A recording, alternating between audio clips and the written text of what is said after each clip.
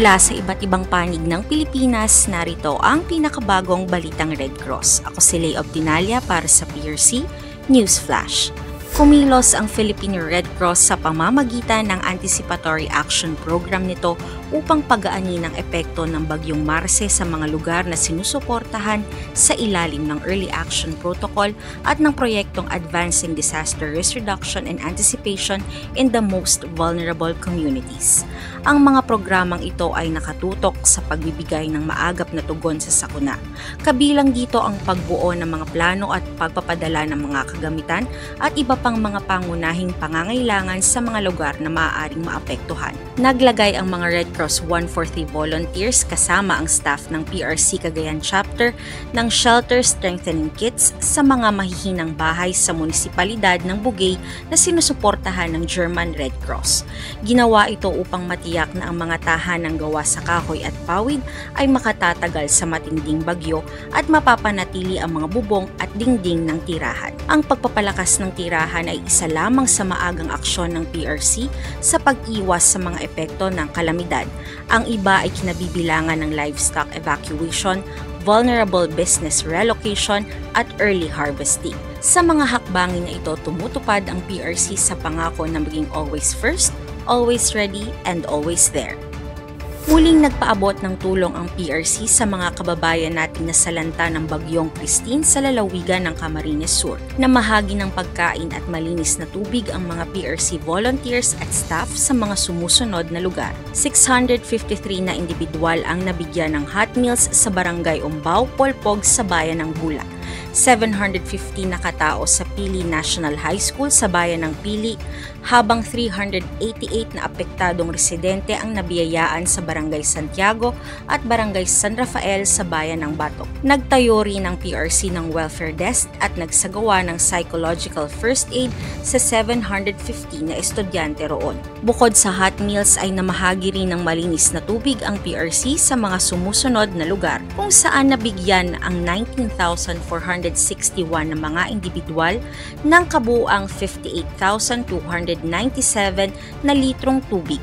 Barangay San Miguel Bula, Barangay Fundado Canaman, Barangay Ikin Canaman, Barangay Palo Canaman, Barangay Barubaybay Magaraw, Barangay La Purisima Nabua at Barangay San Jose Milaor. Namahagi naman sa 653 na individual sa Barangay Umbao Polpog sa bayan ng Bula ng mga gamot gaya ng doxycycline, ascorbic acid at antifungal cream.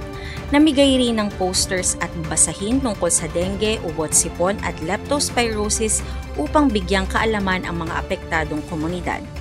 Upang protektahan ang kalusugan at kapakanan ng mga komunidad, lalo na ang mga persons deprived of liberty o PDL, ay nagsagawa ng health caravan ang Philippine Red Cross Bukidnon Chapter sa Bukidnon Provincial Detention and Rehabilitation Center, Kamakailan. Naghatid ang PRC ng mahalagang serbisyong pangkalusugan gaya ng libreng konsultasyon, libreng gamot, edukasyong pangkalusugan at blood typing katuwang ng Provincial Department of Health at ng City Health Office.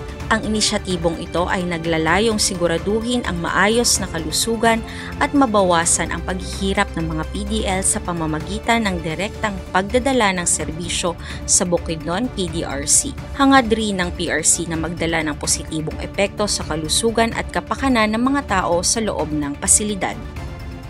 Dahil sa severe tropical storm Christine, libo-libong pamilya sa buong bansa ang nawala ng tahanan at napagkaita ng pangunahing pangangailangan at kabuhayan. Ang pagtugon ng Philippine Red Cross at pagbibigay ng tulong ay umabot na sa mahigit 30,000 apektadong mamamayan. At sa inyong donasyon, marami pa kaming maaabutan ng tulong. Samahan kami at ang Philippine Red Cross Ambassador na si Catriona Gray sa pag-donate at pagsuporta sa mga komunidad na nangangailangan. Hi everyone, I'm Catriona Gray and I'm a proud ambassador of the Philippine Red Cross. As many of you know, our nation is once again facing challenging times as severe tropical storm Christine has left many of our fellow Filipinos in dire need. Homes, communities, and lives have been deeply affected, and for many, the journey to recovery is just beginning. The Philippine Red Cross has been on the ground since day one, providing essential support like rescue, ready-to-eat hot meals, clean potable water, medical assistance, psychological first aid, and much more. But to sustain these vital efforts, we need your help. Your donation, no matter the size, will go a long way in helping families rebuild their lives and restoring hope. Please donate to the Philippine Red Cross. You can do so through the following bank accounts. And you may also visit the Philippine Red Cross on Facebook for more ways to help. Together, we can make a difference and show our support to our most vulnerable kababayans. Thank you so much for standing with your Philippine Red Cross and with our countrymen in this time of need. God bless you. Sa masusugid naming manonood ng PRC News Flash, tumutok sa Philippine Red Cross Facebook page, Instagram, X, TikTok at mapapanood na rin kami sa YouTube channel ng Philippine Red Cross.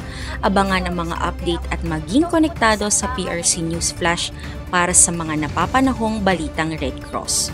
Kung ikaw ay may kusang loob, malasakit at kapwa-tao at gusto mong mag-volunteer sa Red Cross, pumunta lamang sa pinakamalapit na chapter sa inyong lugar at tumawag naman sa hotline 143 para sa mga emergencies. At yan ang pinakabagong balita mula sa PRC. Ako si Lay Obdinalia para sa PRC News Flash.